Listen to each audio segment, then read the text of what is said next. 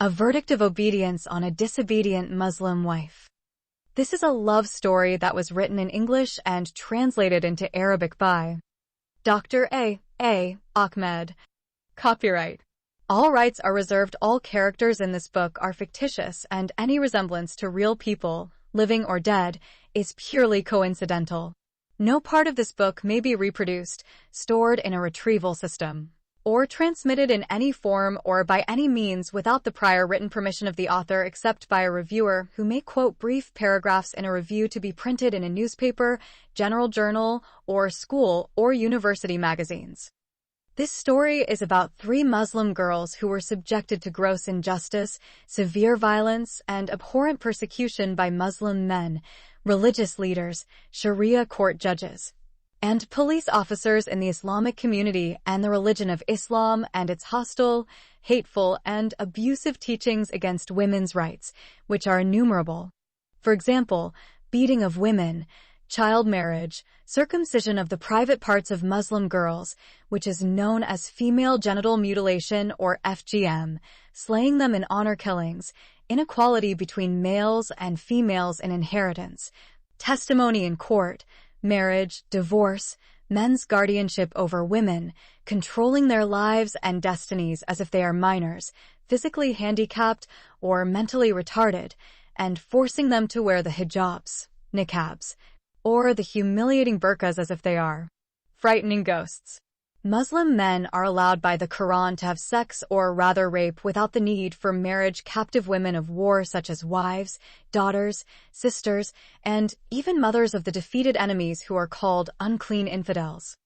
Many Islamic countries prevent women from going to schools and work, and they are forbidden to practice any kind of sports, and they are not allowed to go to gymnastics, beaches or swimming pools, cinemas or theaters.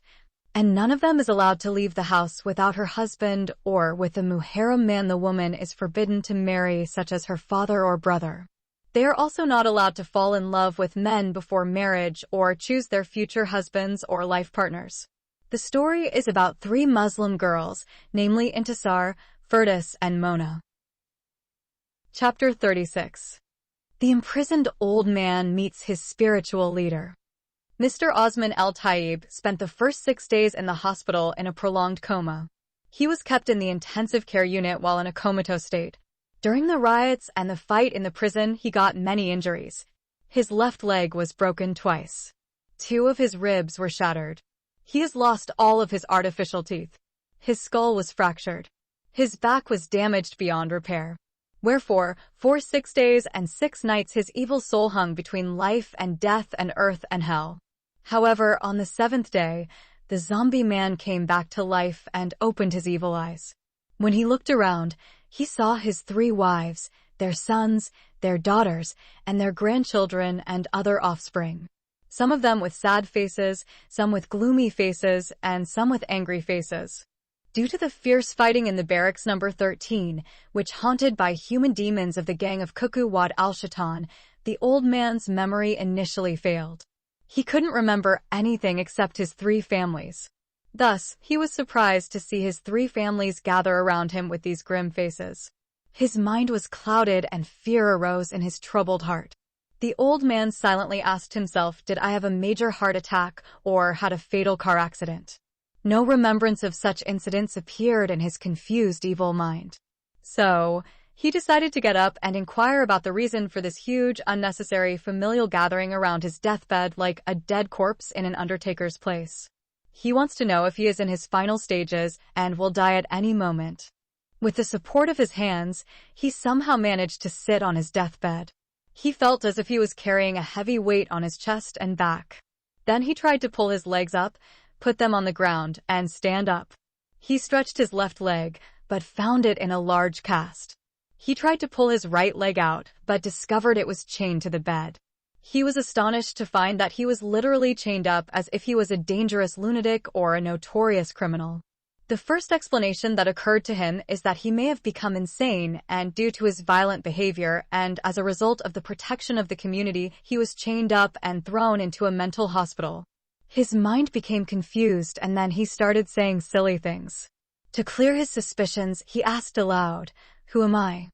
His first wife, Khadija, exclaimed, "You're my husband." His second wife, Maryam, said, "You are my life partner. You're Mr. Osman Al-Tayyib, and I am your wife, Amona Sit Al-Banat, or the owner of daughters." His third wife replied, "You are my father, and I am your daughter, Thuria. You are my grandfather and your granddaughter, Sasan. I am your eldest son, Mustafa. I am your daughter, Regia." The old man kept hearing many voices answering his silly question. Some of them thought that he had lost his memory, and others concluded that he had gone insane and completely lost his senses. With these thoughts, his 3 family members tried hard to recover his lost memory or restore him to his normal 5 senses. The old man got upset, closed his eyes, and fell back on the bed. The 3 family members were alarmed by this sudden behavior and thus jumped to hasty conclusions. The old man started to hear some whispers. "Did the Gulchin, our old grandfather, die?" "Not yet, but I don't think he will live for long. I wish he would die rather than suffer for so long. He will die soon. He is in his last stages. He is already clinically dead. He is standing a few steps from his grave, and that is his final rest. But when will he die and find peace? May God soon take him to the grave. Amen to your kind wish. I hate to see him in such a miserable, pathetic state." "What did the doctor say about him?" "The doctor refused to tell us anything specific, but he said we have to ask God to have mercy on him and give him a long life or give him a merciful death." These pessimistic whispers made the old man open his eyes. He looked at his eldest son Mustafa and asked him where I was. "You are in the Gadaref Civil Hospital." "Why am I in the hospital?" "Because some evil men have beaten you and left you like a dead corpse." "Why did they hit me?" "We don't know why." "Why did they tie me with these heavy chains?" No response was received from the son Mustafa. The old man turned his face to his 3 wives, but none of them dared tell him why he was chained to his hospital bed. Then he looked at other sad faces and repeated his question, but everyone kept silent. He closed his eyes and fell back on his bed. Now he is like a dead man, ready for his funeral and burial. Is he dead and gone now? Not yet. Do you think he will die now? I don't think this old man will die so quickly. I don't think this old geezer will ever die. Yes, you are right. He's not the type to die so easily. He is like a dog that has 7 souls or a cat with 9 lives. But it is better for him to die quickly than to live like the statue of the Mahatma Gandhi or a vegetable with a body that does not possess senses. The frightened old man opened his eyes again to stop the fearful and pessimistic words. He asked angrily, "Have I become a madman?" His son Mustafa said, "Not yet." "Why am I chained up in this goddamn hospital?" His eldest son remained silent again. "Where is my spiritual friend and virtuous imam, Maulana Sheikh Marzouk?" "Maulana is sitting outside your room in the visitor's room. Go tell him to come to me and tell everyone here to get out of my room. I don't want to see their sad faces or hear their pessimistic words." Mustafa immediately went out and all 3 families followed him. After a few minutes, the religious leader appeared with his bearded face. He walked slowly and fearfully towards his criminal friend. The old man looked at him with an angry face and said, "Why am I chained?" "Oh, our God," said the Imam, "do not hold us accountable for what the evil people among us have done." "Maulana, you did not answer my question." "God willing, you will soon be free from your chains and slavery," said the religious guide aloud. "Did I go crazy and that's why I was put in a mental hospital?" "God forbid that." "Am I in jail?" "Not exactly, but sooner or later you'll be back inside the dungeon." "Why am I going to jail?" "Actually, you have been in jail for some time, but due to your bad health condition you have been kept in the hospital." "What did I do to get back to prison?" "Those bad boys and adulterous girls have reported you to the police." "So, you were arrested at the home of your 4th wife's brother, Omar." "You have been arrested along with Omar and Inspector Hussein for bribery and corruption." When Maulana mentioned Inspector Hussein and Omar's name, the old man's memory regained its strength. At the same time, he remembered everything and then started to cry. Maulana started pouring crocodile tears too. In a sad voice, the evil old man began to narrate his painful experience inside the prison. Our blessed Imam, I was severely beaten by the ruthless police interrogators and evil criminals who call themselves bodyguards inside the prison. I was beaten with police batons and criminals' rods. I was treated like a drunkard or a gay or a whore. My money was also stolen. I was trampled under hundreds of feet and almost painfully killed by the stampede. I had seen with my own eyes our dear friend the mighty witch Dr. Hajj Muhammad being severely beaten with a stick like a disobedient Muslim wife. I've also seen his ears completely ripped off his large head. He became like a scary beast or bloodsucker vampire after violently cutting off his ears. We both experienced unbearable humiliation and torture. The good man Hajj Muhammad may now be among the dead. He was brutally murdered by a notorious criminal known as Coco, the devil's son. As his name means, that man is really the son of Satan, the devil. He is supposed to be imprisoned with wild beasts and not with two righteous men and good citizens like me and the late Hajj Muhammad. That Coco Wad al-Shaitan is not a human being, but rather the devil embodied in the form of a man.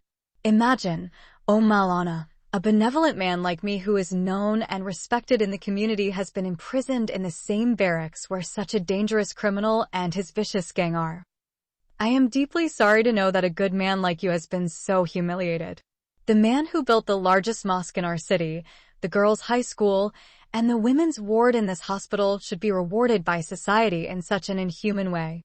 Just because of a simple mistake you made which everyone in this city does, you were dragged like a criminal, handcuffed, and taken to the jail where you were severely beaten and tortured to death. There is no justice or mercy in the city. I am ashamed to call myself a citizen of this country. Maulana, it was my own born son who betrayed me and reported me to the police. Because of that dirty and poor whore, Intisar, he sold his loving father. I will never forget such a painful experience as I was subjected to brutal torture and humiliation inside the cell. May God reward you for the good you have done for the city and punish your enemies. Maulana, my main enemy is my son Sammy. Whether I live or die, I want you to know that I must avenge myself on him. I will send him and those whores and those homosexuals with him either to prison, tombs, or hell. I won't let him marry that dirty bitch or get close to her. Whatever it takes, I will not allow my name to be attached to that evil girl, Intisar. When I saw you in the hospital and saw Hajj Muhammad, I could not recognize either of you. Is Hajj Muhammad still alive? Yes, he is. They are still holding him in the intensive care unit. That sorcerer is like a dog that has 7 lives. Yes, he is. By the way, how did he get to jail? We tried hard to persuade him to stay with us in the village Dalsa for a few days, but he refused to listen to our wise advice. Maulana, forget about Hajj Muhammad and listen to me. Yes, I am listening to you. Can you do me a favor? Yes, of course, I will do whatever you want me to do for you. I am your best friend and spiritual leader, and I am always at your service. I want you to go to Khartoum City as soon as possible. I am very worried about my 4th wife, Firdaus.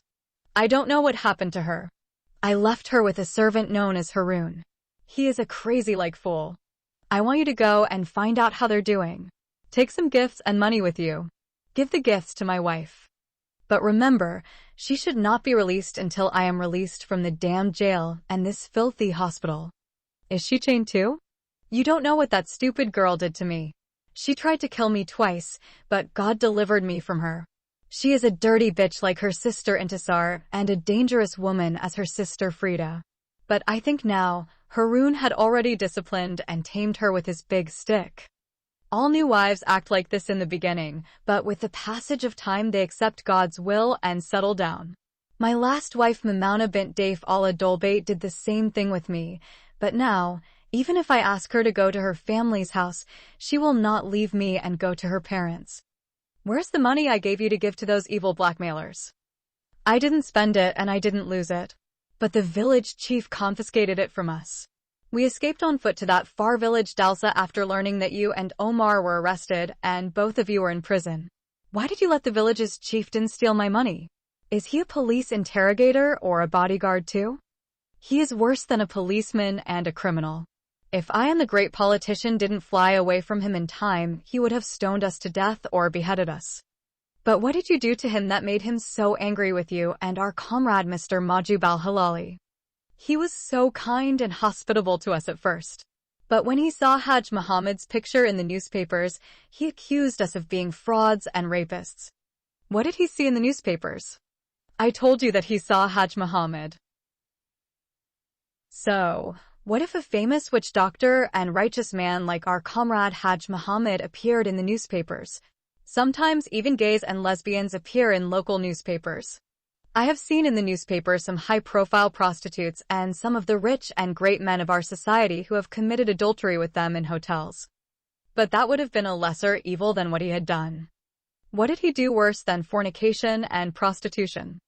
The chief of the village Dalsa saw him, and we also saw him on the front pages of the newspapers while he was standing naked like King Pharaoh without any clothes. He was like the day his mother gave birth to him. The newspapers also showed a beautiful teenage girl lying on the ground in front of him while her pussy and black pubic hair were clearly shown to the camera. What did you say, our honorable Imam? In fact, he was caught red-handed by Police Inspector Yassin while he was completely naked like a black genie and raping a naked girl like the Whore of Babel inside his house. She was one of his visitors. May our God Allah curse that notorious womanizer, and may our holy prophet curse the day his mother opened her pussy and gave birth to a trash like him. Amen, O Lord. The Imam agreed with the prayer of his imprisoned buddy. He then added, because of that disgraceful act of the lustful man Hajj Muhammad, the head of the village Dalsa thought that we were adulterers and rapists like our damned friend. Maulana al-Mubarak, please forget that lustful magician, Hajj Muhammad. I ask God that the Sharia court judge condemns him and hand him over to the prison executioner to hang him to death by hanging him on the gallows by his genitals. Amen, Lord of the worlds, Maulana shouted happily. Tell my eldest son, Mustafa, to give you some money. Before you travel to the capital city tomorrow, you must buy many presents, beautiful dresses, and shoes for my fourth wife, Firdos. You can give some money to my servant Harun. But don't trust that foolish man and give him a large sum of money. Don't worry, I'll go to your new wife and do as you asked me to do. I don't know how long those evil jailers will keep me in jail. I don't want to go back to the barracks of those demon-possessed human beasts inside the dungeon of thieves and murderers. I am ready to spend all my fortune to keep myself in this hospital. God willing, you will not go back to prison. Your eldest son Mustafa and I spoke with Dr. Yassin Taha, and he promised us that he would always keep you in the hospital. He will declare you unfit for imprisonment. Mustafa had already given him a check for the amount he demanded as a bribe for his generous service. May our holy Prophet Muhammad send his abundant blessings to our blessed Imam Maulana Sheikh Marzouk. And may God reward Dr. Yassin Taha, and may our honorable Prophet bless your 4 wives and children and grandchildren. Thank you, my dear friend, Mr. Osman Al-Tayyib, and may God remove all your troubles and misfortunes. Amen. I repeat, Maulana, I am willing to pay any amount of money to distance myself from those human beasts in prison. I told you it was taken care of. Now, Maulana, go quickly to Khartoum City and come back as soon as possible. Tomorrow morning, I will take the bus at 6:30 a.m. and travel to the capital city and meet your beautiful fourth wife. I long to spend the joyful nights in bed again with my beloved bride Firdos. As you prophesied and predicted to me, our blessed Imam, my lovely and sexy underage bride Firdos has truly become my paradise on earth during our short honeymoon. God willing, you will soon be released from prison and return to your virgin of paradise on earth and enjoy your happy married life together, and you taste her honey and she will taste your sweetness. Amen. O Lord of the worlds, the imprisoned old geezer cried joyfully. The hypocrite Imam said, Amen, O Lord of the heavens and earth. Chapter 37. Slaughter for the honor of the Muslim wife. The virtuous Imam, Maulana Sheikh Marzouk, as promised to his accomplice in crime, Mr. Osman Al-Tayyib, left Al-Gadarif city by Al-Tazir bus at 6:30 in the morning and arrived in Khartoum city at 12:30 noon. From the bus station, he took a taxi straight to the Emirates area where the beautiful Virgin of Paradise, the late wife Firdos, and her evil bodyguard Harun are supposed to be staying in a rented house. The old man had given his faithful messenger the address of his fourth wife. When he reached the house in question, the virtuous imam paid the taxi driver and sent him away. He stood in front of the house and then carefully examined the address. When he was satisfied that it was indeed the right home, he began knocking on the outside door. He heard a sweet female voice respond to his knocking. "Who is there?" The blessed imam said, "I am a visitor." "A male visitor?" The woman said in amazement. "Who did you come to visit?" "I came to meet you, madam. But I don't expect any visitors today. I am sent to you by your loving husband." "Why does my husband send a man to his wife while he is out of the house?" "Do you love your husband, my dear madam?" "Yes, of course. I do not love another man except my beloved husband. But who are you?" "Don't care who I am." "I am so glad to know that you love your husband. It means that you have become an obedient and good Muslim wife, and you do not need to be chained inside the house of obedience. I am always a woman of good morals and a very obedient Muslim wife. I have brought you beautiful gifts and expensive dresses from your generous husband." "Gifts and dresses for me? What kind of gifts?" "Beautiful golden necklace for your neck, bracelets for your feet, earrings for your ears, and bangles for your hands. They are all made of pure gold. 6 beautiful dresses, 5 pairs of shoes, 4 Sudanese saris, very sweet watch, milk chocolate box, and a large amount of money in cash." "Can you give me the gifts and dresses through the door?" "You can just put them in front of the outside door and leave immediately. I am a single woman at home. I don't want any man to see my face." "If you do that, what do I say to your husband? If he asks me how is my beautiful wife, should I tell him that I have not seen her? My husband told me very sternly not to let any man into the house while he was away. I'm not any man. I am his best friend, imam, and spiritual leader. He trusts me, and that is why he has sent me such expensive gifts and a large sum of money for you."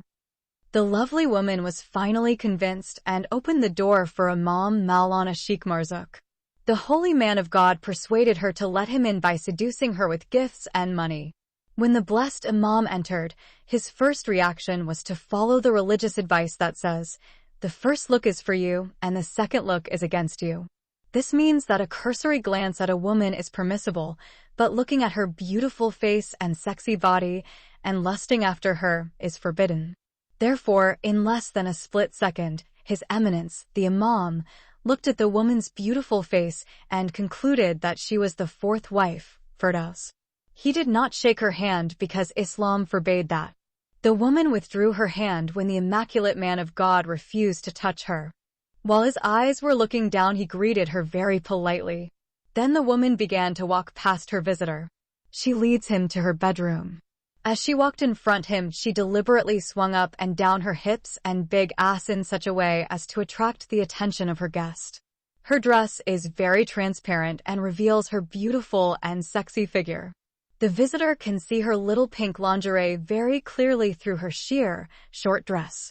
Maulana broke the aforementioned religious advice and constantly focused his eyes on the big ass of his friend's beautiful wife. And his cock lusts after her pussy until he began to imagine himself enjoying her big buttocks. So, in his heart he was jealous of the old man and wished he had a bride as beautiful as she was. When the woman got to the room, she asked him to sit on a chair and went out to get him some lemonade drink. After a while, she returned with a large glass of juice in her hand for the important visitor. By then, the religious man had developed a subtle way of looking at her sexy body without her knowledge. Wherefore, when she came out, he looked at her big buttocks, and when she came back, he looked down. In fact, while he is looking down, his eyes are on her long, sexy legs. The young woman applied sandalwood perfume and tattoos henna on her hands and feet, causing the guest to become aroused, and his dick stood inside his jilbab like the canon of Ramadan. She also used Sudanese locally made perfumes such as dilka, kamra, and henna on her sexy body. On that day, she sat more than 4 hours on a hole filled with burning sandalwood and smoked her naked body. In fact, she is a really beautiful new bride. The blessed imam decided to convince her that her husband was in prison and asked him to stay with her and take care of her and protect her until his release. Our Lord knows that his prophet Muhammad said, if a man and a woman are isolated themselves alone together in the company of each other in one place, Satan is deemed to be their third partner. In other words, when a man and a woman are alone in a place, Satan will tempt them to engage in sex and adultery, and then they will commit haram and immorality. Therefore, it is forbidden for a man and a woman to be alone. To solve this difficult religious restriction, fellow male and female employees in the workplace, and male and female students at the university, a professor from Al-Azhar Al-Sharif University in Egypt suggested that the girls should breastfeed these fellow male colleagues so that they become brothers and sisters through breastfeeding. According to the hadith of the Messenger of Allah regarding the suckling of an adult, the girl must allow the stranger to suck on the nipples of her naked breasts for 10 full feedings until he is satisfied. Can we add sexual satiety too? In any case, the righteous Imam remembered that even his infallible prophet Muhammad, with all his divine protection, could not control himself when he visited his adopted son's wife, Zainab bint Jahash, and saw her almost naked while she was alone in her house. Therefore, the holy prophet of God praised her amazing beauty and sexy body and wished to have sex with her when he saw her lying on her bed while she was half naked. That is why the prophet mumbled some words and said that God can change hearts. Then God commanded in his holy Quran that the son of his messenger Zayd should divorce his wife Zainab so that his beloved prophet Muhammad could marry her and fuck her in a lawful manner. Accordingly, the blessed Imam decided to play the same so-called game of lawful marriage with the beautiful virgin of paradise, Firdaus, the fourth wife of his imprisoned comrade. He thinks the old man may not get out of jail for many years. In the meantime, he can issue a fatwa enabling the sexy wife to divorce her imprisoned husband. Then he divorces his first wife Satna bint Alagab and marries the sexy divorcee Firdaus to update the number of his harem to 4 wives at the same time. With these devilish thoughts in his corrupted mind, the blessed Imam began to drink his lemonade juice. After he drank his cold drink, he opened his handbag and removed the money, gifts, dresses, and shoes. Then counts some banknotes and put them on the table near the gifts. He decides to give the beautiful and sexy bride half of the money that the rich old man gave him and steals the other half of the large sum. Before he could open his big mouth to speak to his imprisoned friend's lovely wife and reveal the reason for her husband's delay in coming and why he had sent him with gifts and money, as well as asking him to stay with and protect his fourth wife, the virtuous Imam heard a heavy knocking on the outer door. The young woman quickly rose to her feet and anxiously told him that this must be my husband. How did he return so quickly from his military mission, which is supposed to take 2 days? He left home yesterday. He told me he would be back in 2 days. Are you sure my husband sent you? I don't think my husband could afford such expensive gifts. Maulana said calmly, this cannot be your husband. I left him sick in the hospital. So, if all the people of Sudan present themselves before your house, your husband will not be among them. Please, my dear madam, relax and calm down, and let me tell you of the futile evil that has befallen your loving husband. The woman stood on her feet and no longer cared about the stranger, his gifts, and his money. Please, Raja, open the door. Yes, this is the voice of my husband, Abbas, the wife said with concern. She spoke these words to herself rather than to her unexpected guest. Oh God, save me and protect me. Now he will slaughter you and me too in an honor killing. When the young woman said these words, the blessed Maulana Sheikh Marzouk looked at her face and discovered that she was not Firdaus. Now he was frightened and troubled in his heart, and his mind became muddled. He got to his feet and did not know what to do next. For the first time, he hated his religious restriction, which prevented him from looking carefully at the woman's face before entering her house. Raja, if you don't open the door, I will demolish it and come in and kill you, the angry husband shouted. The young woman ran to the outer door and opened it. She quickly backed away and stood away from the door, trembling and sweating with fear and alarm. The woman expected her husband to attack and kill her first when he sees the stranger in his bedroom. The virtuous Imam was still standing and trembling with fear. His eyes looked around the bedroom and saw on the wall a picture of a soldier, and guessed it's the husband's photo. His guess was immediately confirmed when he saw a 6'5" tall man standing in front of him. He is an angry soldier. He's wearing his military uniform. He is huge and looks like an ISIS or Boko Haram terrorist. Maulana knew that he would not be able to defeat him in a mortal battle for his wife's honor. He concluded that such a hideous-looking man would slay him in an honor killing in a few minutes. He cares now for his soul, which will leave his body in a few minutes, so the blessed Imam began to pray and ask to God to have mercy on him and dwell him in his vast paradise. He is sure that in a few minutes the angry soldier will turn him into a dead corpse. Meanwhile, the soldier, Abbas, growls like a lion who has found another beast in his lair while having sex with his lioness wife. Finally, I caught you while you were involved in committing adultery with my unfaithful adulterous wife, cried the soldier angrily. Before Maulana replied, follow the soldier. You are the man who comes and fucks my wife with your impure cock and her dirty pussy when I am not here. Neighbors told me about you, but I refused to believe them. When some of them asked me to either kill her or divorce her because she was cheating on me, I decided to spy on her. Today I found you inside my house in my bedroom, and with my cheating wife fucking her on top of my bed, which I bought with the sweat of my brow. I will remove your skin from your flesh and burn your defiled body with fire. I am the righteous Imam of the largest mosque in the city of Gadaref. So, it is impossible for a righteous man like me to think of adultery and sleep with another man's wife. I have 4 beautiful wives who are all available for my sexual satisfaction. Therefore, I have no sexual desire for another woman, even if she is Miss World or the Virgin of Heaven on Earth. Even the most beautiful Hollywood heroine in America and the sweetest Indian Bollywood superstar girl in Bombay can turn me on sexually. When His Eminence, the virtuous Imam of the great mosque in Gadaref city, sought to justify his marital social status, holiness, and sexual fidelity, the angry soldier discovered the expensive gifts and the big money cash on the table. You have bought my wife's honor and body with these gifts and money. You took her heart away from me and made her hate me. Today I will destroy your life as you destroyed my married life. As a result, the enraged soldier suddenly removed his military belt from his waist. The belt is equipped with 2 heavy metal pieces that hold it together. With the 2 metals on either side, the soldier began striking the religious leader. On his head, face, chest, back, stomach, arms, hands, legs, and mouth, blows fell on him like bullets and entered his body, which was bleeding in great abundance. He felt them like bullets fired at him at close range. With each blow, Maulana's flesh started to open up and his blood gushed out like a red liquid. The painful beating continued for 20 minutes. When the dangerous soldier's hands got tired, he threw off his belt and began to use his feet. By this time, the Imam had fallen to the ground, and all his white clothes and turban were torn and filled with his blood, which was bleeding profusely. His long turban protruded from his large bald head. Being a well-trained soldier, Abbas wears heavy boots.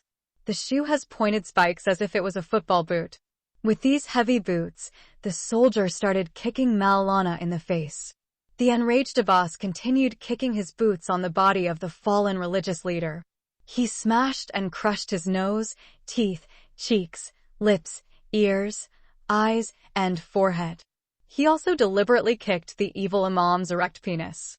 If he had a knife, he would have cut off Maulana's cock and crushed it on his mutilated face, then inserting it into his contemptible mouth. The Imam's face became like a human face covered with burning acid. His face was completely disfigured. His long beard was cut off from his jaws and was scattered everywhere. When Mrs. Raja, the soldier's wife, saw her unexpected visitor now bathing in a pool of blood, she began to scream loudly and beseech her neighbors for help. She concluded that after her enraged husband kills the stranger, he will come after her and slay her in an honor killing as well. When the neighbors heard the screams and beatings, they assumed that the soldier had killed his adulterous and unfaithful wife. However, some of them came running into the house. The wife directed them to the room where the honor killing was still taking place. They rush into the room and find the husband killing a stranger in his bedroom. With great difficulty, they managed to catch the enraged soldier. Despite controlling his hands and legs, his mouth continued to curse the man who had supposedly committed adultery and fucked his unfaithful wife on his bed. Some of the neighbors somehow managed to pull the soldier out of the room. The others were afraid to touch the dying stranger's body. They looked at his slaughtered body with frightened eyes. They hated him and wished he was already dead. Every part of his body was covered in blood. They saw that his face had been completely disfigured by the kicking of the soldier's boots. Some therefore conclude that he was murdered in a brutal honor killing. They concluded that he is a dirty old man who used his money to buy the pussy of the adulterous wife, and therefore he deserved to be brutally slaughtered. Despite this conclusion, the neighbors are of two minds regarding the adulterous stranger. Some suggested that they let him bleed to death as punishment for his abhorrent adultery with the filthy adulteress. Others said they should report him to the police. However, the latter proposal was accepted and the policemen were called. When the police officers came, they immediately took the dying stranger to the hospital. The enraged assailant was then questioned by the police as to what had driven him to such madness and rage that he had savagely attacked the dying old man. The soldier proudly told the policeman that he had killed the wicked aged man because he had caught him and his wife in the very act of adultery in his house and on his bed. Although the Khartoum police officers know that honor killing is not a serious crime punishable by law in Sudan, they decided to arrest the soldier and his wife and take them into police custody for further questioning. But the beautiful wife, Raja, defied her neighbors in the police station, accusing them of lying. She defended herself by telling the police officers who arrested her and her husband that her neighbors were jealous of her beauty. She also told them that many young men in that area tried to approach her and persuade her to cheat on her husband, but she rejected them and cursed them all. Her husband trusted her before, but the neighbors poisoned his mind and made him spy on her. She swore by God that she did not betray him or cheated on him. It is a completely false claim. She also said that the strange man was unknown to her. It seems that it was a misunderstanding or a mistake in the address that brought him to her house. Perhaps he came to meet the wife of the former tenant of the rented house. She challenged any neighbor to show on his cell phone a picture of her and the stranger having sex naked on her husband's bed. In the absence of such evidence, the police accepted her defense and therefore released her immediately. But her husband remained in custody for the attempted murder of a stranger in a false honor killing. Moreover, 5 men and 3 women were arrested in that area on charges of lying and falsely accusing a good Muslim wife of infidelity. Some of the neighbors took the matter to the Sharia court. Some of them alleged that the soldier caught his wife while she was having sex with the murdered man in his house and on his bed. But the Sharia court asked the neighbors to bring 4 adult witnesses who saw the adulterer and the soldier's wife naked on the bed. Furthermore, they must provide evidence that the man and woman were having sex when they were caught red-handed as they alleged. According to Islam, adultery can be proven in 3 ways, by 4 adult witnesses. Confession of an adulterer or an adulteress. The harlot's pregnancy. So, the Sharia court in Khartoum asked the neighbors to prove that the soldier's wife had committed adultery with the murdered man in one of these 3 ways. Moreover, Diwan Allah referred to the following issue concerning the proof of adultery. It is based on the rule of the second caliph, Umar ibn al-Khattab, who is considered in Islam to be the fairest man of all, after the Prophet Muhammad. Umar ibn al-Khattab was known as the fairest judge and ruler who walked the face of the earth. That is why he is called Umar al-Farik, meaning Omar al-Adil or the Just. However, citing a story mentioned by the famous Muslim commentator and historian Ibn Kathir, which shows how Umar dealt with the legal issues related to the accusation of adultery. It is an important case that indicates Omar ibn al-Khattab's position on the implementation of the penalty of stoning in adultery. It is the most famous historical story in the history of the Arabs. This case occurred in the 17th year of Hijra. There is no authentic Islamic book that does not include this story. 3 important companions of the Prophet Muhammad witnessed this case of adultery. They are Abu Bakr, Naif bin al-Harith and Shurbal bin Mabad, who testified in front of Umar bin al-Khattab that they saw the Muslim man al-Mukaira bin Shu'bah having sex with the Muslim woman, Jamil. She was neither his wife nor his slave girl nor his Batjaria. Those 3 companions witnessed to this act of adultery without fear or shame.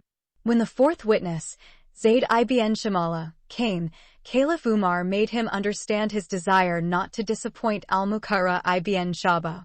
According to the Quran, adultery must be proven by 4 adult male witnesses.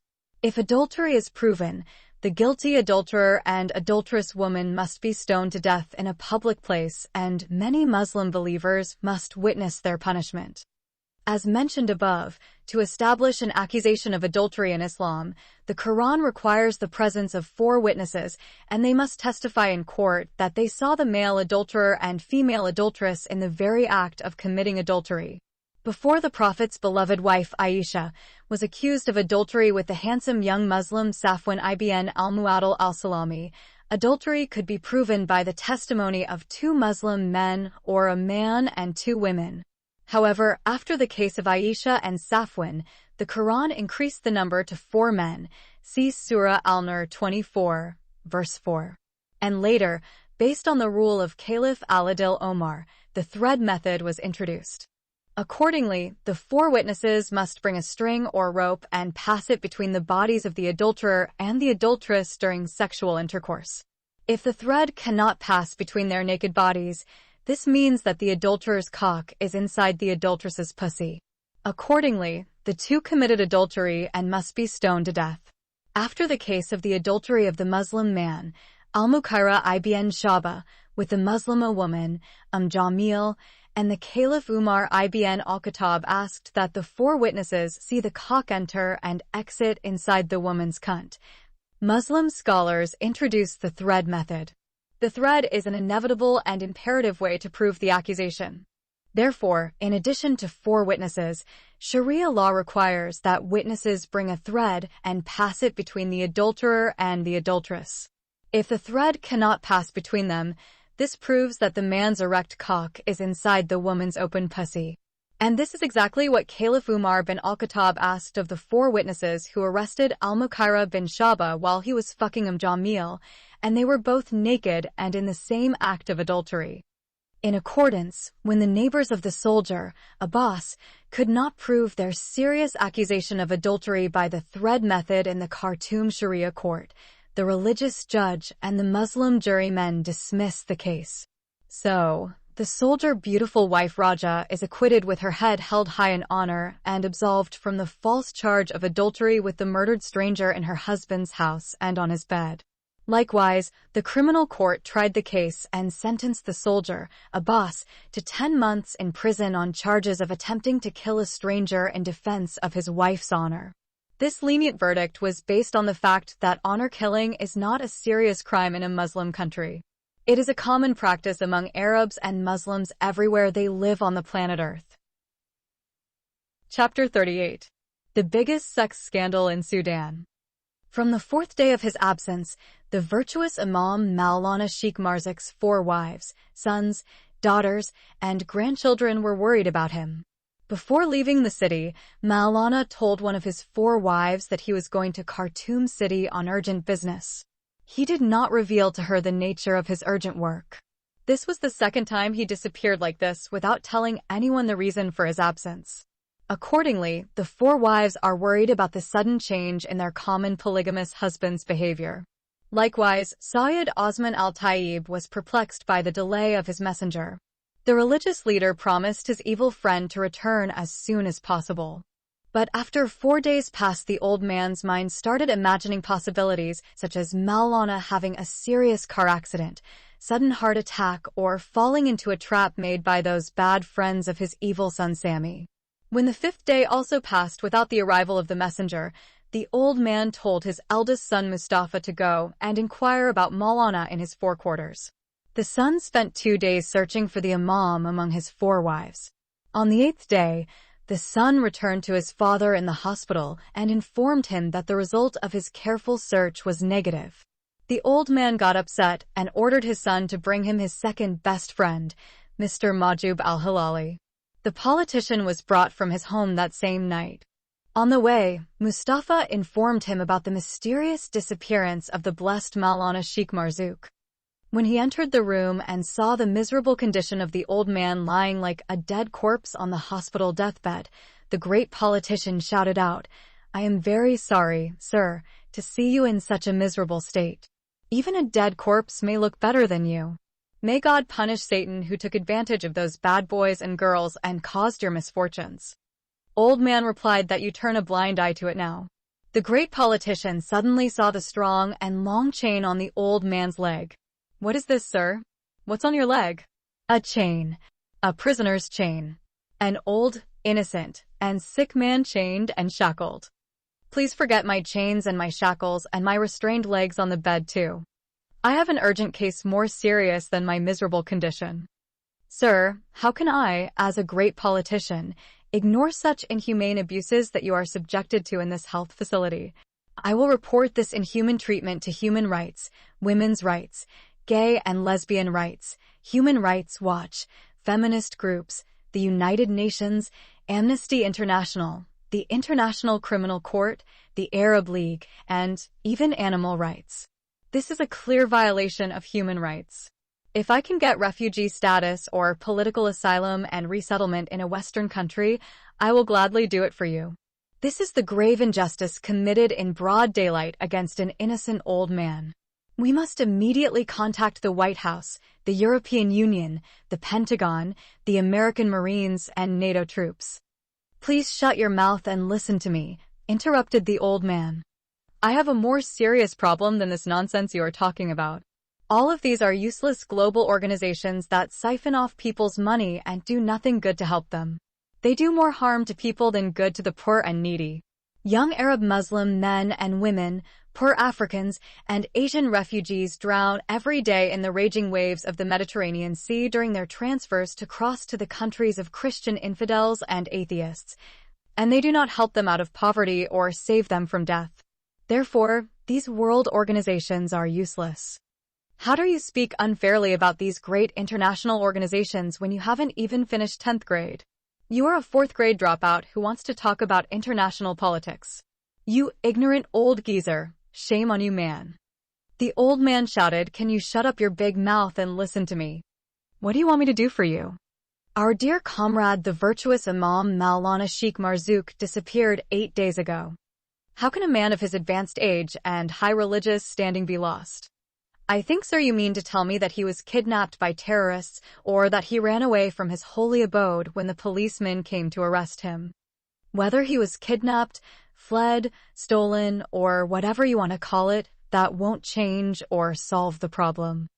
Have you reported the matter to the police authority? In our current situation, it is not recommended to go to the police." "Not going to the police. A man of his age has been missing for 8 days, and you want us to wait. Why are we waiting? Do you want to wait until he comes out of the grave as a zombie or a ghost? Can you close your mouth and listen to what I'm going to tell you? I know that you are not used to listening to others, but only to speak and others should listen to you. Today we will change the order. I will speak and you must listen to me. Maulana was not kidnapped, ran away from home, or was chased and arrested by the police.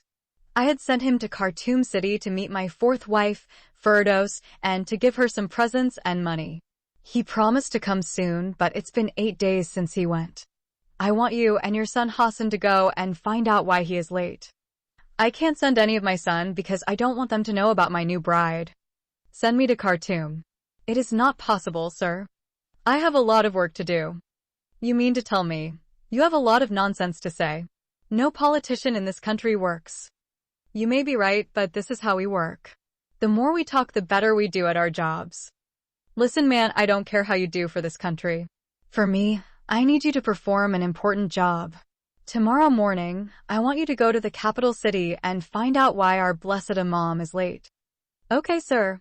I will postpone all my important work for you. Tomorrow I will go to the capital city, meet your new bride, and find our comrade Maulana Sheikh Marzouk. But I cannot take my son Hassan with me because he is in Port Sudan City. I sent him for an important family matter. You are an adult and can travel on your own." "Yes, I can even go abroad on my own." After that, the vile old man gave the address of his 4th wife to his second evil friend and asked him to return as soon as possible. He told him in unequivocal terms not to return to Gedaref city without the blessed Imam. The great politician swore to God and his holy prophet that he would not return home without the missing spiritual leader. In the meantime, despite being released from the women's jail and acquitted of the serious charge of adultery with a stranger slain in an honor killing, the beautiful bride Raja returned home disappointed. She felt that she had lost her military husband, Abbas, forever. In fact, the neighbors did not lie about the behavior of the soldier's wife. She really does have a secret boyfriend. Whenever her husband went on a military mission for 2 or 3 days outside the city, she would summon her lover to her home and enjoy him. But after the recent accident that led to the loss of her husband and secret lover, the unfaithful wife, Raja, is sad and lonely. She also became depressed and despondent. She knew that all her neighbors had become her enemies and that everyone would be waiting for an opportunity to corner her and expose her again. She understood that it would be very risky if she phoned her secret boyfriend and invited him to come to her house again. If it is proven that she had an affair with another man while she was married, she would be stoned to death. So, she understood that the best thing to do is to control her sexual desires and break her secret relationship with the other man. Accordingly, she called him on the phone the same day she came home, told him what had happened, and broke up with him. After that, Raja's life becomes boring and meaningless. Yet she yearns every night for her lover. She is the type of girl who likes to be entertained, pampered, and have fun with a guy. Before she married her cousin, the soldier Abbas, she had many lovers and admirers. Every man in her village wished to marry her because of her beauty and sexy body. Many boys fought with each other because of her. Every one of them wanted to be her sole lover and marries her. Some young men failed their exams and others migrated to the Gulf countries because they wanted to earn enough money to make her family force her to marry one of them. Some talented people wrote poems describing her incomparable beauty, and some sang songs in her praise. She was known among young men as the girl with beautiful eyes and a sexy body.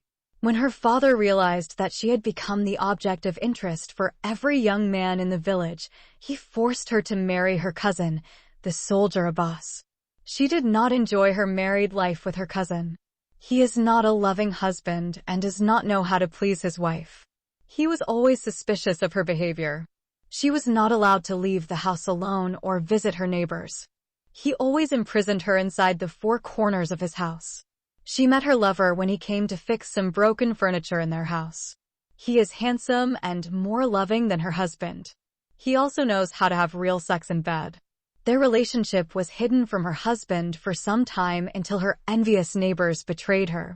Before that, she phoned her boyfriend and invited him to her house whenever her husband, the soldier Abbas, went on a military mission outside the city. Even when he was working night shifts, she called her lover and shared her nights with him. Her mind and body now craves that hot sex that always made her reach earth-shattering orgasms, as Westerners say about horny men fucking hot women. While her mind was remembering those pleasant nights with her boyfriend, the beautiful and sexy wife Raja heard someone knocking on the outside door. She looked at her watch and it showed 8:15 p.m. And she wondered who would come to visit her at this time of day. She has no friends or relatives in town. The milkman already came and gave her milk and went. So, she concluded that the knocking on the outer door was just a figment of her imagination. She again heard someone knocking on her door, this time louder than before. She understood it is real. She got up from her bed and slowly headed towards the outside door. Through a small secret hole in the door, she peeped to see who the unexpected visitor was. She saw a tall, handsome man who seemed to be in his late 40s. Her mind told her that he might be a police inspector in plain clothes who had come to inquire about her condition with her envious neighbors who had tried to accuse her of being unfaithful to her husband and committing adultery with a stranger. "Who is there in the door?" the soldier's wife asks. "Dear madam, I am your important guest," says the handsome man. "Who do you want to meet?" "I have come to meet you. I am alone at home and my husband is out of town." "Your husband sent me to you." "Sir, I regret to tell you that you have come to the wrong address. I'm pretty sure I've come to the right address. My husband is out of town and he could not possibly meet you. Your husband is in prison and I met him yesterday. He sent me to you and gave me some money to give you." When the stranger said that he had met her husband in prison, Raja's suspicions vanished and she had to open the door immediately. The strange guest entered the house with his eyes looking at the ground. He deliberately avoided looking at the pretty face and sexy body of his evil friend's fourth wife. He has seen the two sisters Firdaus and Intisar before and knows how beautiful and sexy they are, attractive to every man who looks at them. Then the pretty soldier's wife directed him to her bedroom and went to the kitchen to get him some mango juice. When she returned with the cold drink in her hand, the great politician had a chance to see her face. Accordingly, he quickly rose to his feet and said, "Excuse me, madam. I think I made a big mistake and got to the wrong house." "I don't think you did anything wrong. I am the same wife. Recently my husband was arrested. But I saw his new wife Firdaus with my own eyes. You are not my friend's fourth wife that I have seen unless he has two wives in this big city. Do you know my husband by name?" "Yes, of course, I know him personally. He is the richest business tycoon in the two city of Gadaref, and his name is Mr. Osman Al-Tayyib." The soldier's wife Raja immediately realized that the stranger had come to meet the former tenant. Nevertheless, she decided to lure him in some way and take the money from him, and if possibly get some sexual pleasure with him. "Yes, he is my husband," shouted the wife of the imprisoned soldier, Abbas, while crying and shedding crocodile tears. "I didn't know if my husband had gone to jail. You have brought me very bad news. Why did my beloved husband go to jail?" The politician concluded that the beautiful woman is most likely one of the wealthy businessman's many wives. He knows the old man is a notorious womanizer. So, he thought the beautiful and sexy woman was probably another wife of his imprisoned friend. "I am sorry, madam, for the bad news I have brought you. Your husband is involved in some crimes of kidnapping, rape, and bribery." "Kidnapping and rape? That traitor! How could he go after other women when he told me I was his only favorite wife?" Then the soldier's wife pretended that she was deeply hurt by the sad news. She started crying and pulling her long hair and slapping her face. Her moans caused the stranger to quickly rise from his chair and go and sit down beside her on the same large bed. Then try to stop her from hurting herself. "Please, my dear lady, be patient and courageous, and do not harm yourself. Your husband will soon be released from prison, and he will return to you and clarify the misunderstanding between you both." While he was speaking these words, the stranger was holding Raja's tender hands between his rough hands. She happened to be wearing a very short dress that exposed her shoulders, legs, thighs, and half of her boobs in her bra. And on her body the perfume smells like gum and old wine. Her dress and her body also spread the fragrance of the sweet scent of Indian sandalwood.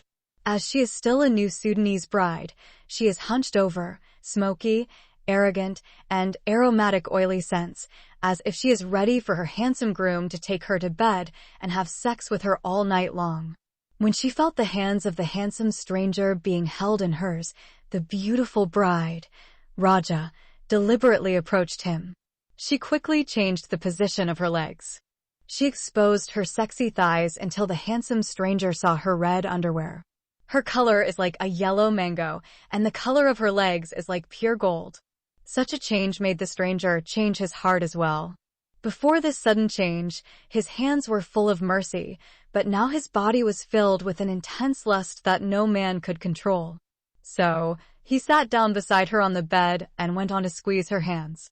He felt her right leg touching his left leg. The sexy wife kept crying over her cheating husband. The politician's hands slowly moved away from hers and ended up lying on her back. The hot wife remained in the same position. Then he started moving his hand gently up and down her back and buttocks. The woman continued to cry for her imprisoned husband. When she wouldn't stop him from touching her entire back, the stranger's hand moved from her big ass and fell on one of her exposed thighs. The woman's crying gradually began to faint until it finally died. Then the aroused politician slowly took her head and placed it on his chest.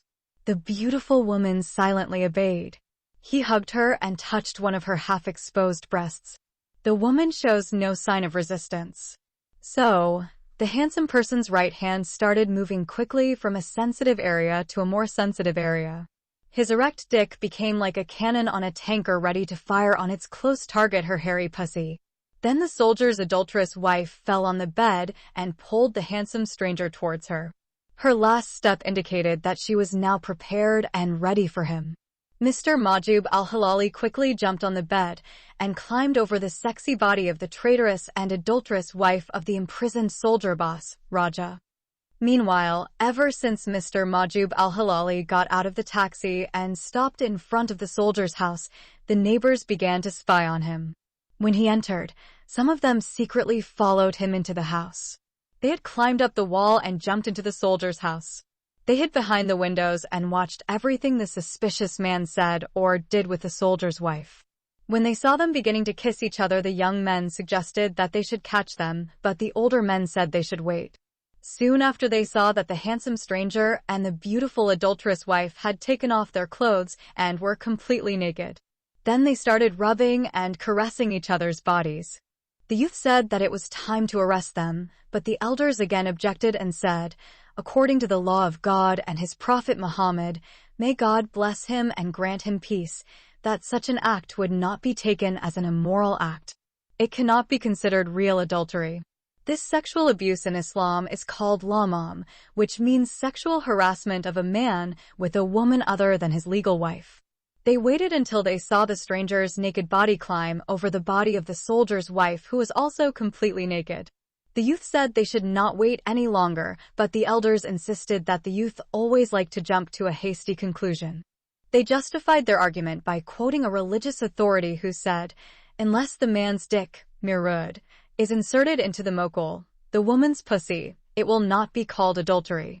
Now they see the adulterous stranger begin to move up and down the naked body of the soldier's adulterous wife. The youths asked their elders to act now, or perhaps it might be too late. The elders refused to act and decided to wait a while. Remember that the Sharia court rejected their previous complaint against the adulterous wife Raja for lack of evidence. They waited again until they saw the stranger start moving rapidly up and down. The elders this time split among themselves. So, they asked God to give them a wise decision. They decided to cast lots. By that time, the stranger had reached the end of his sexual pleasure and squirted his erect cock with white semen into the adulterous wife's pussy. When Mr. Majub al-Halali and Raja reached the peak of their sexual happiness, they suddenly saw white flashes like lightning focusing on their naked, sweaty bodies. They realized that at least 5 photographers were taking numerous pictures of their fully nude bodies. Raja was the first to see many witnesses, hence she pushed the naked body of the stranger off her own naked body. Then she tried to find her short purple dress, or her little red pantyhose, or her pink bra, but it was too late. Neighbors took her clothes and those of the adulterer. The stranger also ran for his clothes but found nothing. The neighbors caught the stranger first and tied his hands and feet with ropes. While they were doing this, the adulterer began to ask for mercy, but his pleas fell on deaf ears. The soldier's wife Raja also fell to her knees consciously, fully naked, and begged her neighbors not to expose her. But the neighbors did not listen to his arguments. Everyone has seen the thick black pubic hair of her pussy and her big buttocks. And they all saw her breasts, which looked like 2 swollen yellow or golden balls filled with water. Their nipples are large and black in color. Then the witnesses tied Raja's bare legs and hands with strong ropes. After the adulterer and the adulteress were forcibly subdued and bound, the neighbors telephoned the police authority. While waiting for the policemen to arrive, the guilty adulterers were forced to sit on the floor, naked, with their hands and feet bound. They were not even allowed to wear their underwear. Lots of people came in and used iPads, cell phones, cameras, and laptops and took pictures of the naked man and woman. Even women and children were allowed to see the shameful act of adultery. It is considered the biggest sexual scandal that occurred in the capital city and perhaps all over Sudan. Some of the men called their distant friends and relatives and asked them to hurry to the alleged brothel house. Thus, The neighbors named the house of the imprisoned soldier, Abbas, after his unfaithful wife Raja had been caught in the shameful act of adultery. The police car came an hour later. The commanding officer ordered his men to transfer the two suspects to the police van.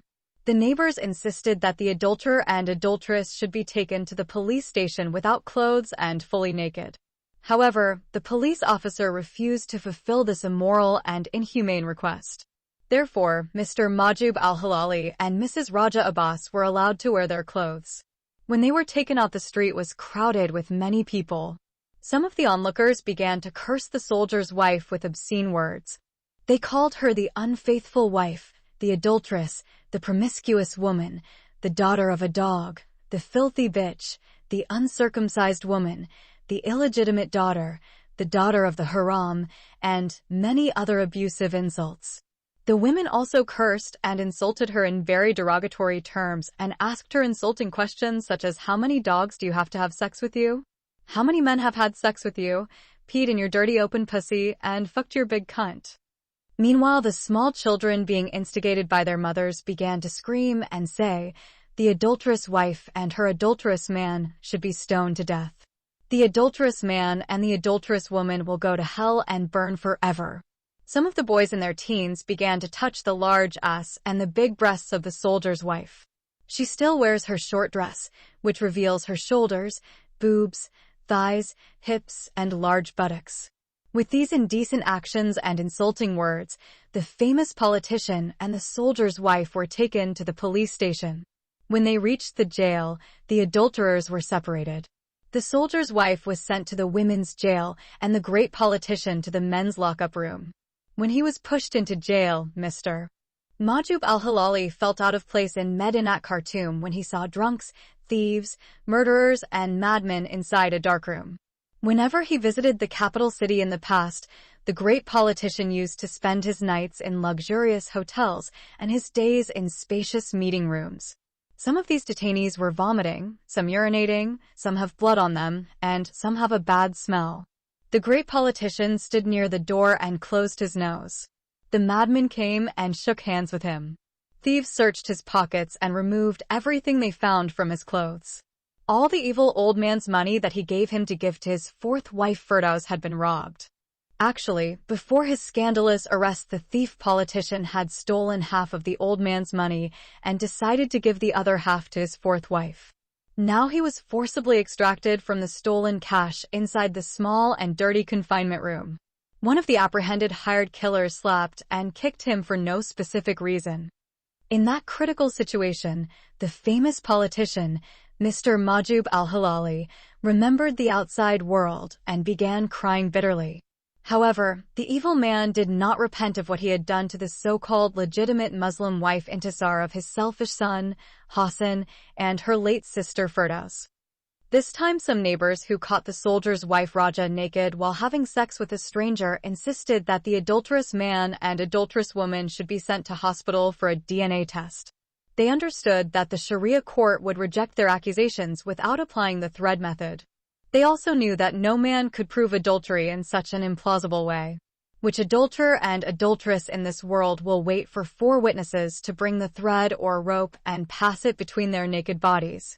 Only fools or dogs could remain unaffected when they were caught in the act of committing adultery. In any event, the police authority accepted the neighbor's justification and sent the soldier's wife, Mrs. Raja, for a DNA test to prove or disprove her having committed adultery with a stranger. Moreover, the famous politician Mr. Majub al-Halali was also sent to the doctor, and a sample of his semen was collected. After 2 DNA tests, the hospital proved with 99.9% accuracy that the 2 suspects had committed adultery. The testers found the semen of Mr. Majub al-Halali inside the pussy of the adulterous wife, Raja Abbas. Based on the strong evidence that cannot be denied by any guilty man or suspected woman or refuted by any lawyer, the Sharia court in Khartoum later considered the case and sentenced the adulterous wife and the adulterous man to be stoned to death because both of them committed adultery while they were married to other husband and wife.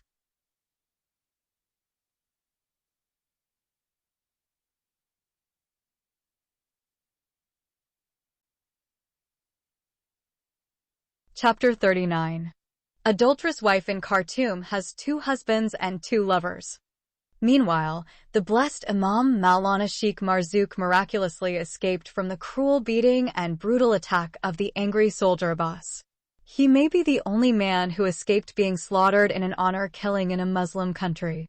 Like a dog with 7 lives, he seems to be like his 2 evil comrades, the vile old man, Sayyid Osman al-Tayyib, and the notorious womanizer, Hajj Muhammad. His face was disfigured, and he suffered permanent damage. His beardless figure turned into a shade of black just as a human face was scorched with caustic acid. He looks more brutal, uglier, and blacker than scary Dracula Mr. Daldoom. He stayed in the intensive care unit of Khartoum General Hospital for over a week, battling with death while his evil spirit hung between hell and earth. After spending 15 days, most of them in the ICU, he was declared out of mortal danger and was soon released from the hospital. From the Khartoum General Hospital, the zombie man went directly to the Al-Tazir bus station, heading to his city, Al-Gadarif, where he is appointed the imam of the largest mosque in it. While traveling in the bus, his corrupted mind plunged into deep thought. He tried hard to find a solution to the mortal problem he faced in Khartoum City. What could be the cause of his suffering?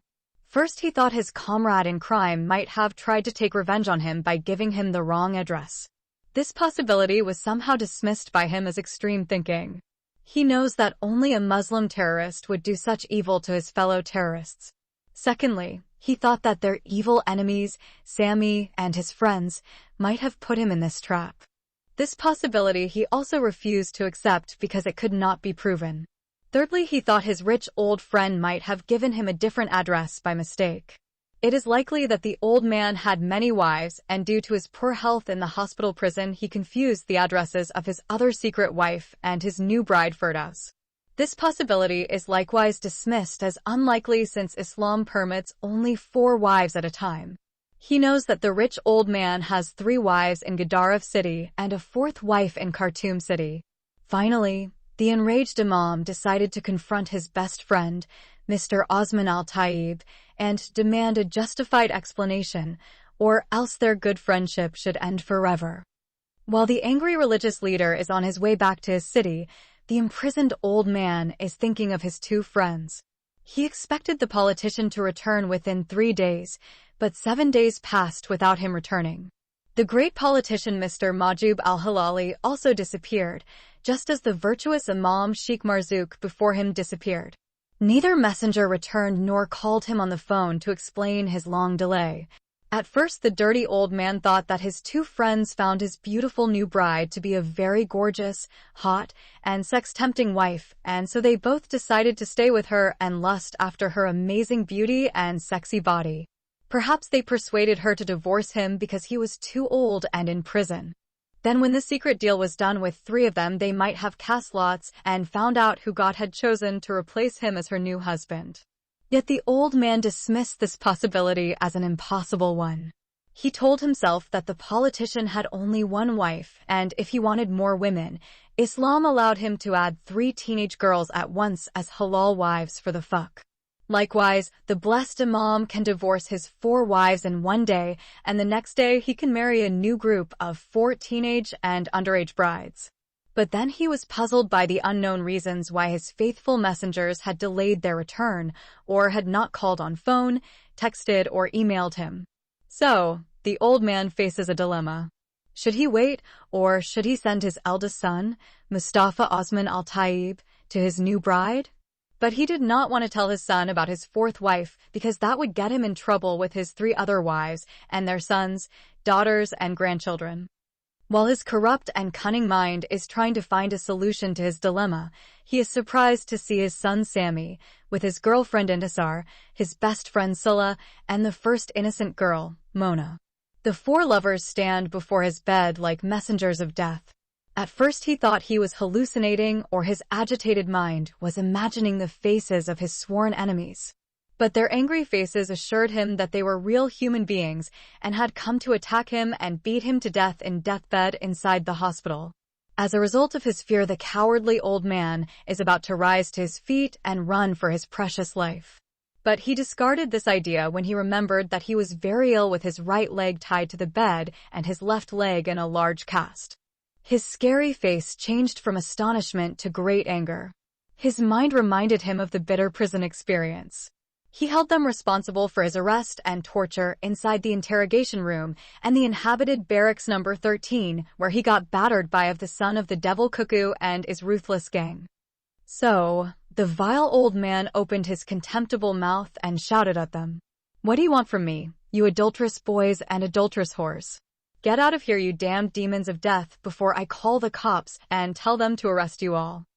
The lawyer Sulla replied angrily, "The policemen are here to prevent you from escaping because you are a notorious criminal. The police's main duty is to catch dangerous criminals like you and your other evil friends. You bad boy, you turned my son's heart against me and now you're bringing him and those two bitches to kill me." "My father," shouted Sammy, "no one can accuse innocent girls like Intisar and Mona of being prostitutes, except for a lustful sheik like you. The nails of these two girls are cleaner than your evil and dirty heart and the hearts of your adulterous friends." "My son Mustafa," the old man shouted, "would you please call the two policemen sitting outside? Sammy says these two policemen are guarding you and preventing you from escaping from prison. God has punished you for the evil that you did to my innocent sister Firdaus," shouted Intisar. "Firdaus is my fourth Muslim wife and I will never allow her to come to your house. She is now in my ropes and will be my lawful wife forever. You're a bad girl and a dirty whore." When the old man said these words, that Firdaus is my fourth lawful Muslim wife, it so happened that his other three wives were standing at a close distance and listening to the quarrel. Upon hearing the name of the fourth wife mentioned by their common polygamous husband, they rushed towards him like strong female warriors and joined the fray. "What did you say, Osman?" the three wives scream in unison. "I did not say anything."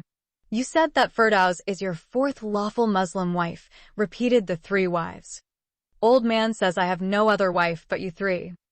"I heard you with my own ears," says one of his three wives. "You said to this strange girl, Firdaus is my fourth legal Muslim wife." "My wife, Khadija, do not believe the words of this bad girl. She is the one who turned my son Sammy against me and is now falsely accusing me of marrying her sister Firdaus." "Dear mom, please don't believe him," Sammy said to his mother. "He's lying to you. He had conducted the so-called legal Islamic marriage contract with Intisar's sister without her knowledge or consent. He used her half-brother, Omar the criminal, as her guardian, and his evil friend, Sheikh Marzouk, as an imam and a mazoon. Then they forged her Islamic marriage to him as a fourth wife without her consent." The lawyer, Sulla, shouts, "Then he resorted to the Sharia court to issue a verdict of obedience against her as a disobedient Muslim wife, and through 5 policemen. He kidnapped her from her home as his runaway wife and took her to his obedience house in Khartoum city." "Osman, is what these 2 boys and the other girl said true? I can't stand another wife. My dear wife Miriam, do not believe these bad boys and girls. They are liars." Sammy says, "Father, I am ashamed of your hateful act and your lies, and I hate calling you my father. You are a kicking, shameless liar." Sulla shouted with great anger that he is not only a liar, but also a cowardly and despicable old sheik. "He's a murderer too," Intisar screams. "He killed my sister Firdaus." "What happened to my fourth wife, Firdaus? Who killed her?" the old man asks in astonishment. "You killed her, and you will be hanged to death for your heinous crime. My fourth wife Firdaus is not dead. She is alive. She is my legal Muslim wife. She now lives in my rented house in Khartoum city with my private nurse Sakia and my bodyguard Haroon. God set her free from you. She died and went to heaven, but you have to face the law for your heinous crime," Sulla shouts. Intisar says in a very loud and angry voice that he should be hanged to death in some gallows for his heinous crime of kidnapping, raping, and brutally murdering my late innocent sister Firdaus. "Get out of here, you damn liars," shouts the outraged old man. "Before we go, we want to tell you about another piece of bad news regarding your secret wife Raja and her scandalous sexual relations with your adulterous friends Sheikh Marzouk and Majub al-Halali," shouts the angry lawyer Sulla. "I don't have a wife with that name. Get out of here, you damned demons." Allow me to read this news in front of your 3 wives, sons, and daughters, which was published this morning in Al Sahafa newspaper in the capital city. An adulterous wife in Khartoum who has 2 husbands and 2 lovers. According to a statement cited from a well-known Islamic religious authority in Khartoum city, a Muslim woman can only have 1 husband, who is a Muslim like herself. However, in the Al Amarat region of the Triangle capital city of Sudan, an adulterous woman was arrested yesterday because of her marriage to 2 men and her relationship with other 2 lovers at the same time. Both spouses claimed that they were legally married to her and had halal sex with her several times. The first husband presented a marriage certificate issued by Maulana Mahmoud Abdultawab from the Sharia court in Atbara city in northern region of Sudan. The marriage contract of the second husband was performed by Maulana Sheikh Marzouk, the imam of the largest mosque in the city of Gedaref at the eastern region of Sudan. The first husband is a soldier in military service in Khartoum city, and the second is a wealthy business tycoon in Gedaref city. Through the neighbors, the first husband informed about the second spouse. When the first husband spied on his unfaithful wife, he discovered that she also has 2 other secret lovers. One of the 2 lovers was declared not guilty by the police for lack of evidence, but the other lover was arrested with her at home and in bed while both were fully naked and in the very act of committing adultery.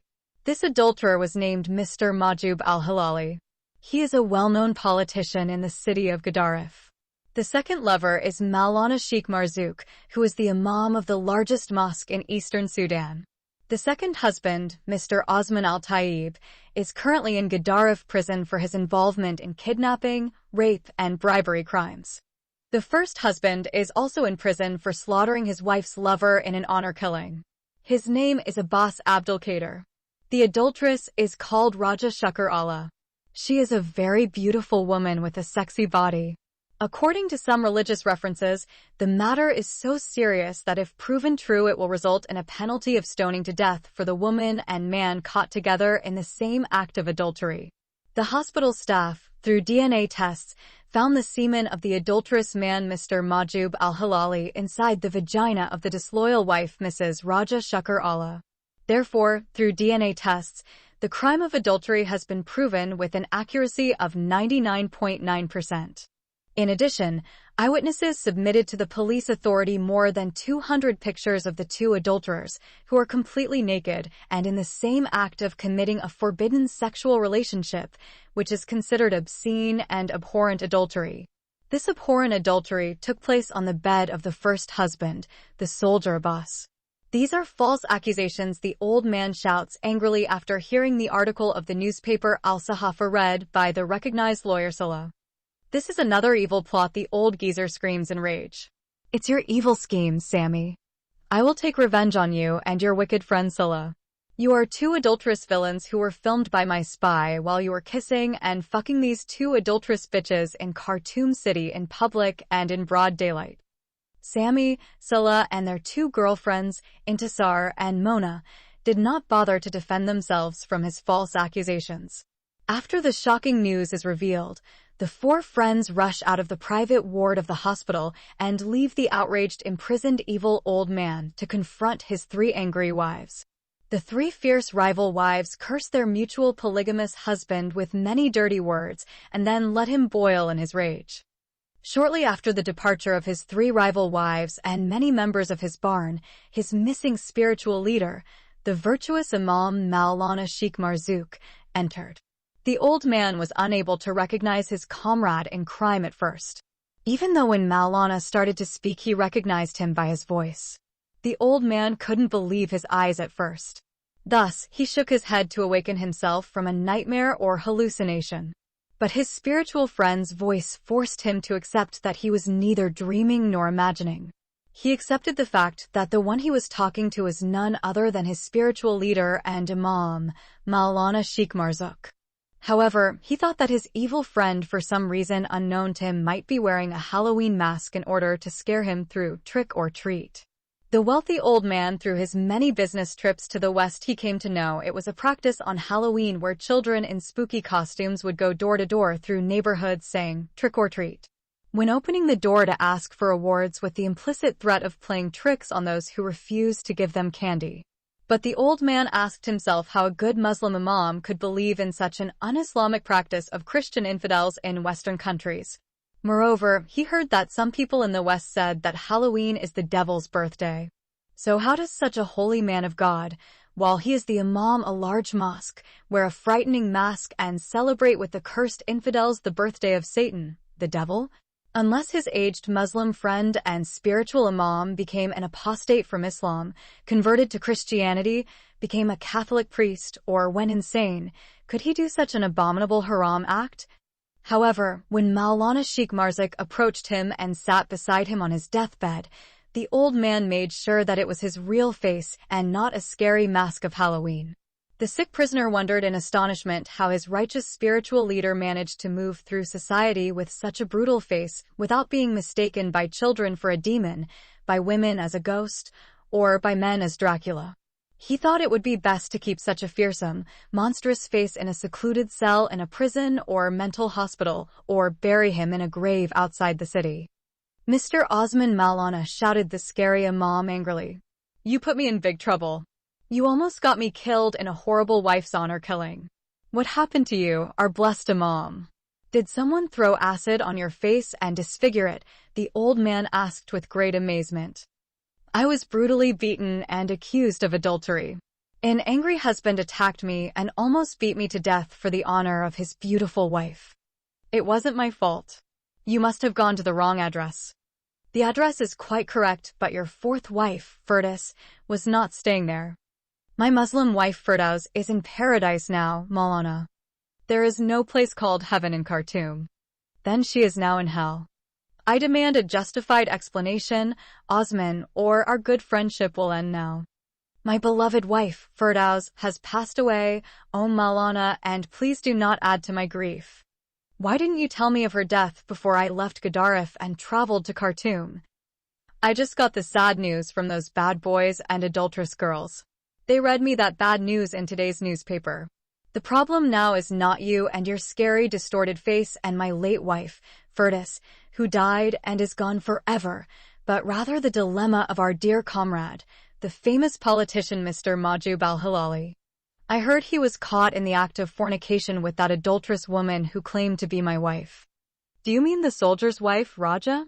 Yes, she is the one who is called Mrs. Raja Shukr Allah and her husband Abbas Abdul Qadir.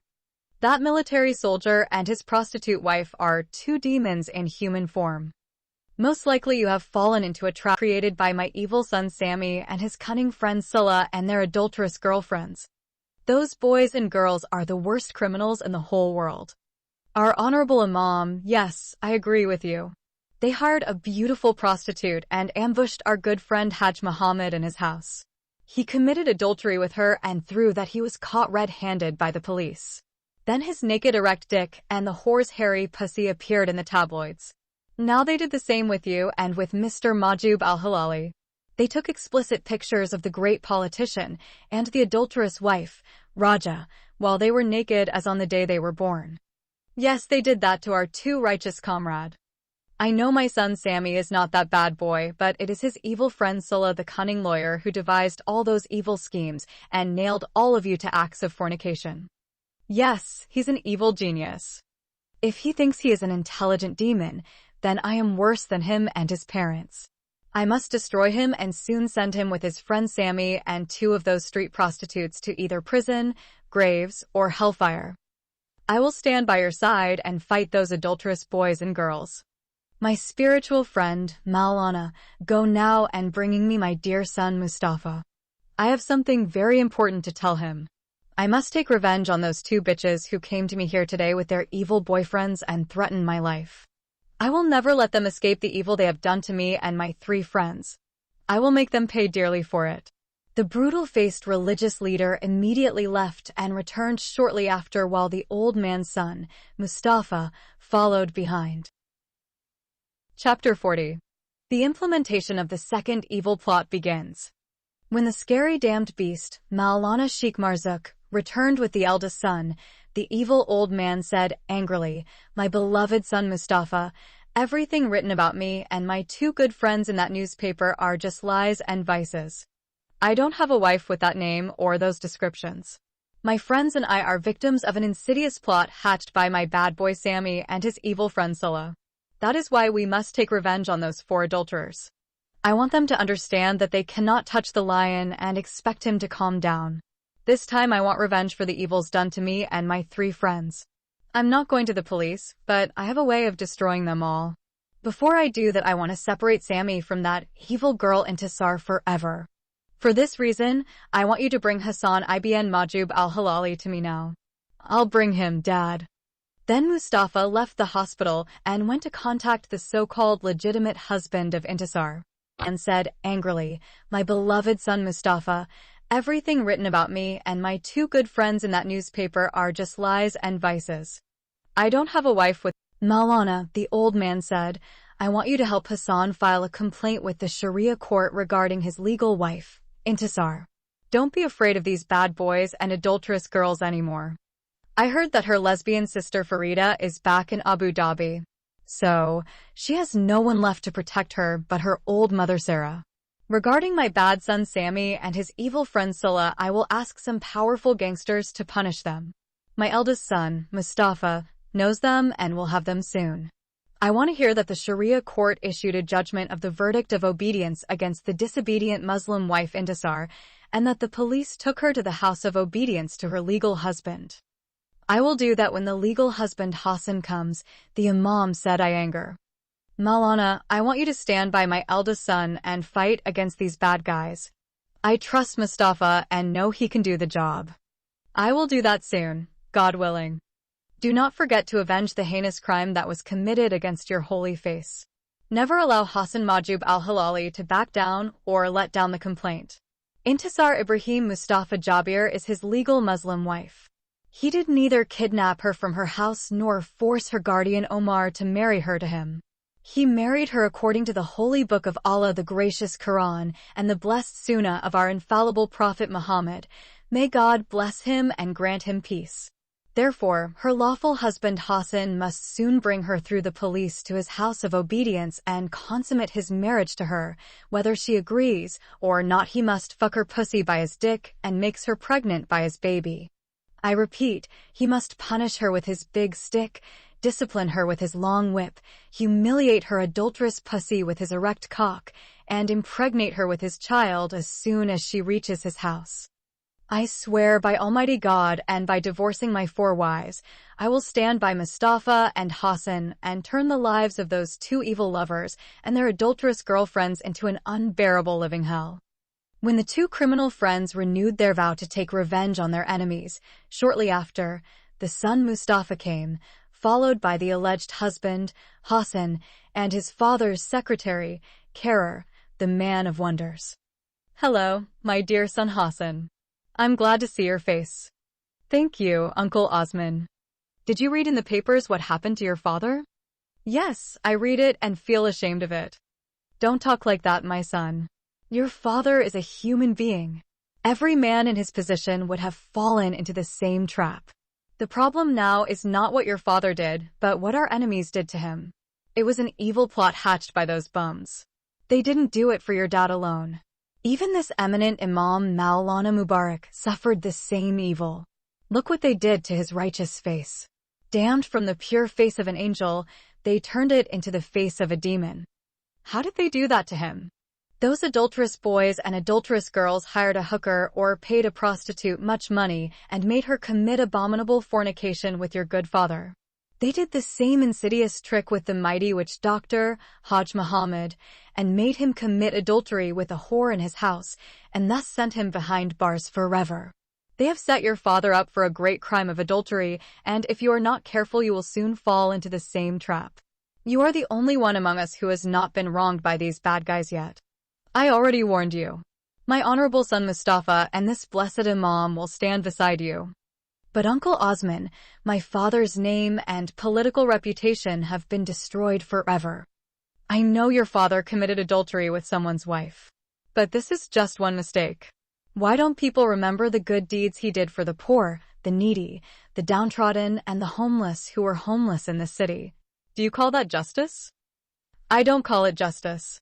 But my Uncle Osman, you know human nature. Because of one mistake you made, they will forget everything good you did for them. They will know you, call you, and name you with this one bug forever. Now my father will be called an adulterous politician, and the opposition parties will raise a great case of genie against him. Yes, I know that your father, who is the great politician in the city, has fallen forever. But what about his enemies? Are you going to keep quiet and wait for those evil friends to ruin your life too? They can't destroy my life. Why can't they? Are you greater than your seasoned political father, or this blessed Maulana who is a righteous religious leader? Or are you wiser and meaner than me, the biggest business tycoon in Sudan, or more dangerous and evil than the mighty witch Dr. Hajj Muhammad? You are nothing compared to us. With all our political, religious, financial, and magical powers, they manage to harm us. You don't have any of these great social powers and you're still bragging. My poor son Hassan, humble yourself and do not brag in vain and listen to my advice. What's your advice? Take your lawful Muslim wife Intisar from those bad guys. How could I take her from them? Are you a man or a woman? Of course, I am a man and the son of a man. So how can you allow another man to take your wife from you and enjoy every day and night her bewitching beauty and sexy body as if she was his wife? If I were you, I would kill anyone who dares touch my wife's finger. But it is not wise for me to go to the Sharia court first and ask my wife Intisar to come to my house by law. Yes, this is the first step. But you have to protect her when she comes to live with you in your house. How do you want me to protect her? Don't let her escape from you, or let someone else take her from you. You mean to say, sir, Wonder Man Fada Khair says, should Hassan lock Intisar up in his house like a wild animal or a madwoman? You foolish man, have you not read the hadith of our noble Prophet Muhammad, in which he says, the woman is Aura? When a woman leaves her home, the devil possesses her, and thus the damned Satan becomes her host. Yes, I have read this hadith. But as an Arab poet said, women are devils, created for us, and we seek refuge in Allah from the cunning of these beautiful devils. They are the groans of beauty, sex, and pleasure to us. As a wise woman said, men are shoes, but we women cannot walk without our shoes on. Yet we men can't live without them. From the fall of Adam in the Garden of Eden until the fall of Saad Majub al-Hilali in the capital of Sudan, foolish men have been deceived by beautiful women. Some disobeyed God like Adam, some became insane like Kays, and others like you, the wealthy businessman Mr. Osman al-Taib, the mighty witch Dr. Hajj Muhammad, and my great political boss Mr. Majub al-Hilali. All of you have landed behind bars because of beautiful women. Shut up, you stupid idiot, the old man shouted angrily. Who asked you to tell us what you think? I didn't go to jail because of a pretty woman. If men go to jail because of women, you should be the first to enter the dungeon because you worship women. Yes, sir, I admit that sometimes I love women more than I love God and his messenger Muhammad, but I have not yet reached the peak of worshipping them. I declare myself today a misogynist. I hate all women. They have taken my son Sammy, my peace of mind, my freedom, and my dearest best friends. Sir, I would rather die than hate pretty women. I love Eve.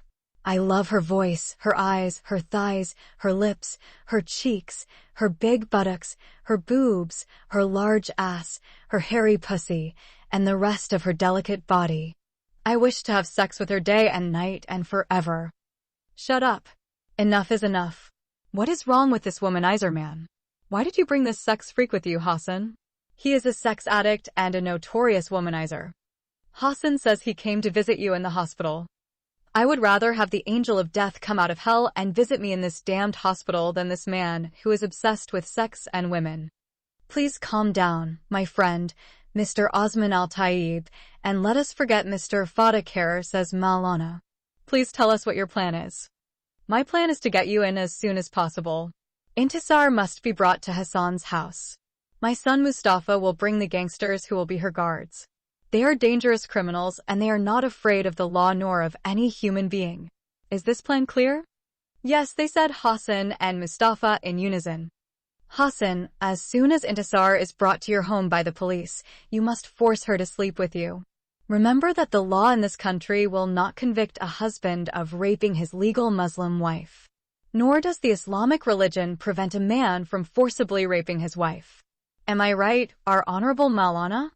There is nothing in Islam called wife rape if the man who raped her was her legal Muslim husband. Our Sharia law and our religion of Islam allow the husband to beat his rebellious wife and take her to his bed by force if she refuses to give him what God has given him. This right is mentioned in the Holy Quran in Surah Al-Nisa 4, verse 34. Wise advice and good religious information, our blessed Imam. Therefore, our virtuous Maulana, you must help Hassan file his complaint against his disobedient and rebellious Muslim wife, Intisar, in the Sharia court. We will present it tomorrow morning, God willing.